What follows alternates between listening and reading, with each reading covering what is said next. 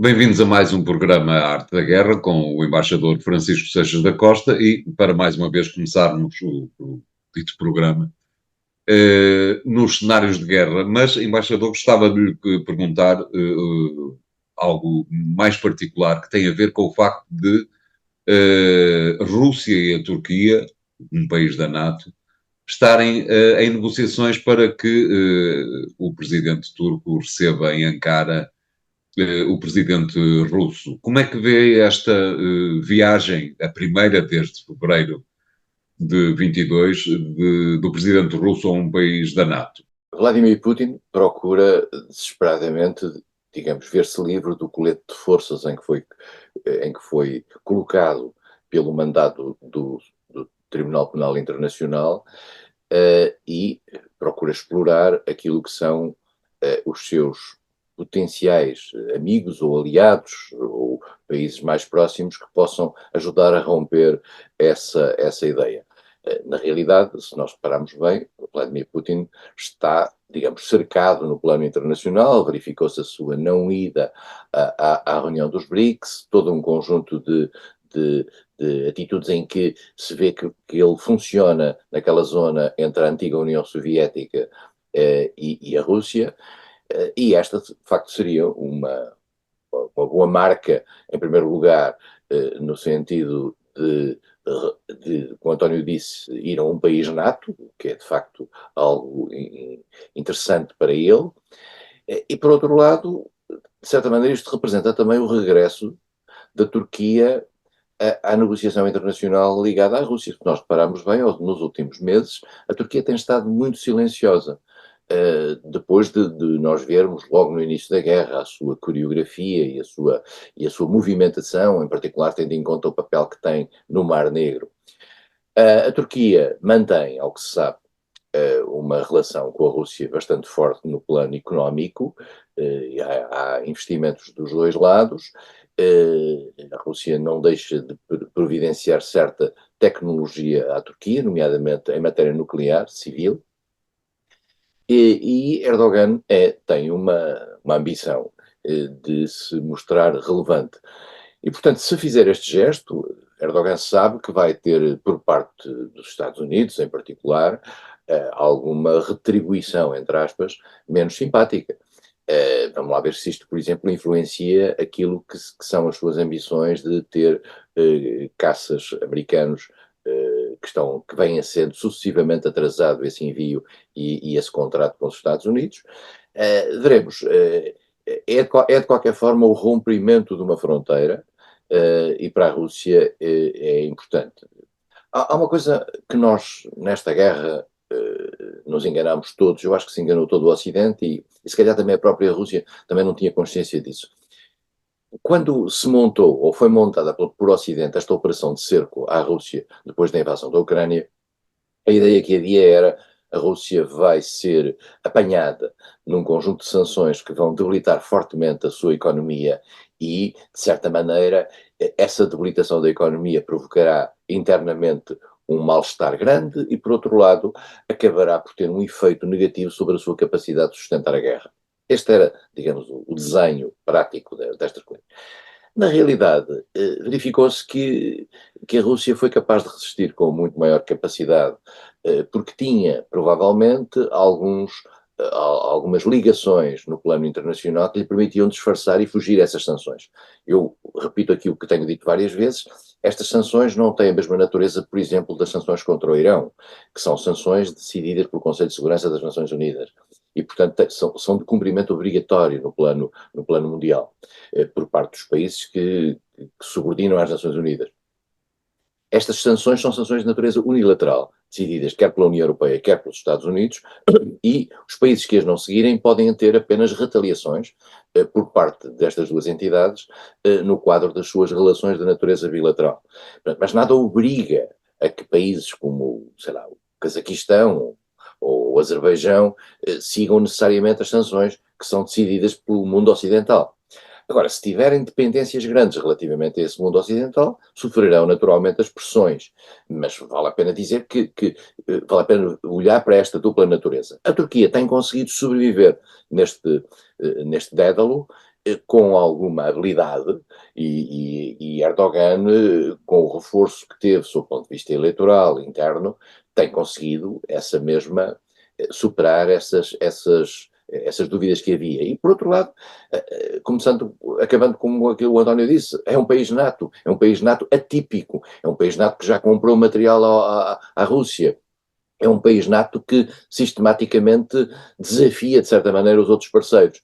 Agora, olhe-se para o mapa. Desafia os outros parceiros, embaixador, ou é uma porta aberta, por exemplo, para finalmente alguém conseguir sentar à mesa os dois lados da contenda na Ucrânia, mas provavelmente também é capaz de ser esta posição da Turquia, também é capaz de não ser propriamente despecienda no que tem a ver com a Palestina.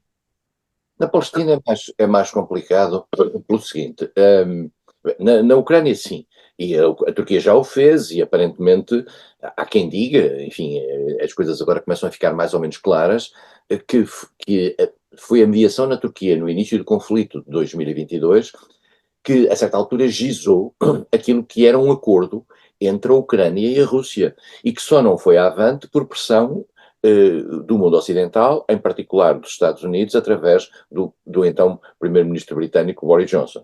Aparentemente havia um acordo, e esse acordo foi considerado pelo mundo ocidental como representando, de certa maneira, uma derrota da Ucrânia, e a Ucrânia foi forçada ou convencida a não aceitar esse acordo. O que se passou depois disso é o que nós sabemos, foi a guerra a guerra já tinha começado, mas foi o estender desta guerra, porque é preciso perceber uma coisa, esse acordo em princípio teria a ver com aquilo que foi o recuo, para muita gente inesperado, da Rússia, quando já estava próximo de Kiev e quando estava em Kharkiv. A doutrina divide-se, mas há hoje muita informação que aponta claramente nesse sentido.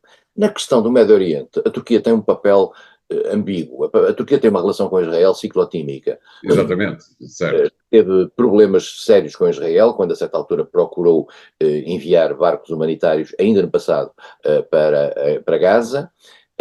A Turquia... Barcos onde morreram uma série de turcos às mãos das FDI. Exatamente. E a relação entre Israel e a Turquia ficou altamente marcada negativamente nessa altura. Depois houve um retomar de relações, leve de relações. Israel também joga muito no próprio quadro árabe e na dualidade do próprio quadro árabe. E nós temos que perceber que a Turquia tem um problema. A Turquia faz parte e é, digamos, a gestora, digamos, de um dos braços do mundo sunita. O mundo islâmico está dividido em sunitas e xiitas. Os xiitas é o Irão e todas as suas dependências. Os sunitas são de duas áreas. Uma tutelada pela Arábia Saudita, outra tutelada pela Turquia. É a Turquia quem tem influência na Irmandade Muçulmana, é a Irmandade Muçulmana quem, de vez em quando, cria dificuldades no Egito. E, portanto, a Turquia tem, no quadro global da sua ação no Médio Oriente, algumas dificuldades porque não está totalmente bem com toda a gente. Claro. Fez uns gestos em relação ao Irão, mas a Arábia Saudita também fez. E, portanto, por outro lado, a própria relação da Turquia com a Arábia Saudita também não é totalmente fácil.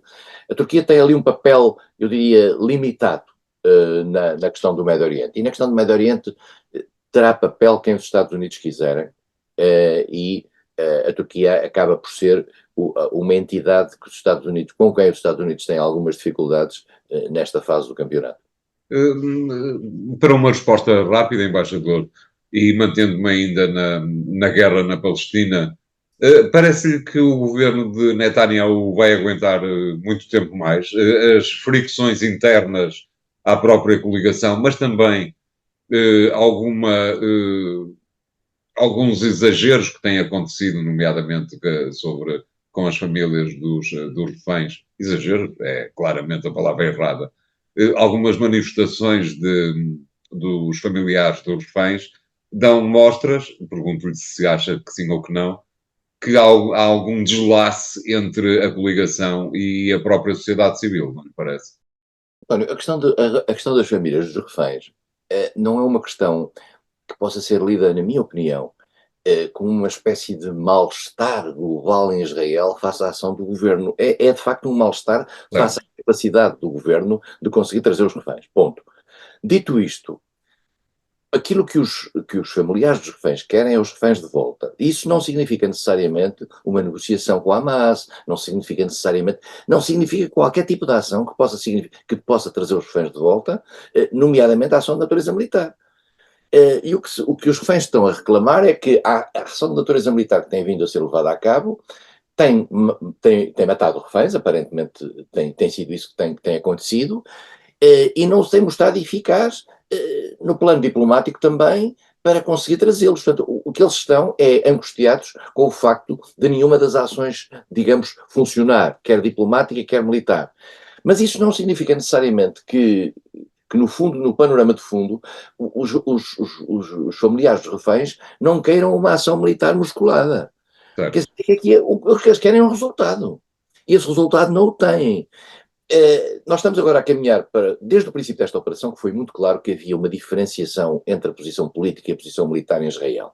Isso tinha a ver não apenas com a fragilidade do governo de Netanyahu, mas também com a força que o exército israelita tem. Só que a incapacidade do exército israelita de levar até ao fim esta operação com eficácia, a pressão internacional feita junto do governo, leva a uma dualidade de posições que, de certa maneira, enfraquece a posição de Netanyahu. Agora, os israelitas hoje em dia, é a minha sensação, têm uma postura relativamente aos palestinos que só é, digamos, flexibilizada em matéria de negociação por virtude da questão dos reféns. Mas não há qualquer ideia dentro da sociedade israelita de que, afinal, vamos para uma negociação, vamos para uma solução de dois Estados, vamos para uma tentativa de compromisso. Isso não existe hoje na sociedade israelita, a não ser em setores muito minoritários. A sociedade israelita, na minha opinião, à luz daquilo que leio, está profundamente ferida pelo ataque terrorista do Hamas de 6 de outubro, está muito determinada a dar cabo de Gaza, agora gostava era ter os reféns de volta. E essa é a força do Hamas. Há aqui uma dualidade que, de certa maneira, também eu diria, explorada pela circunstância desta operação estar a demorar demasiado tempo. Eu acho que Claro. houve um otimismo da parte israelita no sentido de conseguir entrar por Gaza dentro, mesmo matando, neste momento já vamos em 25 mil pessoas, e volto a dizer, são 1.200 que morreram no ataque terrorista de 6 de outubro. Houve um otimismo por parte do Exército, o Exército pressente também que está sob pressão nesse sentido. Obrigado, embaixador. Vamos fazer aqui o primeiro intervalo do programa de hoje. Voltamos já de seguida. Até lá.